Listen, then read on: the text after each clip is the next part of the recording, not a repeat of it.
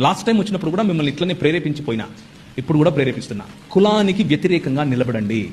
TV9 వాడు నీకంటే better క్రైస్తవుడు. ఒకవేళ మీరు కులాన్ని పాటిస్తూ ఉంటే వాడు ఏమంటాడంటే, కులము అడిగేవాడు అడ్డగాడిదా అని వేస్తాడు. టీవీలో వేస్తాడా? కనీసం వాడికున్న బుద్ధి కూడా మీకు లేదంటే ఇక మీ కర్మ, దానికి నేనేం చేయలేను. మళ్ళీ మీరు నేను పరలోకం పోవాలా అంటే దానికి కులం ఎత్తుకున్నవాడు పరలోకం కాదు కదా, ఏ లోకానికి పోడు. ఈ లోకంలోనూ వాడు బతకలేడు సరిగ్గా. ఎందుకంటే ఆ కులం పూసుకున్నాడు, ఆ కంపు వాడికి వస్తూ ఉంటుంది, అయినా వాడు దాన్ని సొగసు అనుకుంటాడు. కులము అడగద్దు, కులము చెప్పొద్దు, కులంలో బతకద్దు, కులంలో పెళ్లిళ్ళు చేసుకోవద్దు. కులము అన్నది కొట్టేసి మిగిలిన అన్ని ప్రాతిపదికలు చూడండి. పెండ్లి అన్నది కేవలము ఒక స్త్రీకి ఒక పురుషునికి మధ్య మాత్రమే జరగాలి. అర్థమైందా? యాడమ్ అండ్ స్టీవ్ కాదు, యాడమ్ అండ్ ఈవ్. అర్థమవుతుందా? ఇటు ఈ మధ్య మా కర్మ చెప్పాల్సి వస్తుంది. ఎందుకంటే మన సుప్రీంకోర్టు వాళ్ళు చెప్పారు అలాగేం లేదండి, పురుషులు పెళ్లిళ్ళు చేసుకోవచ్చండి.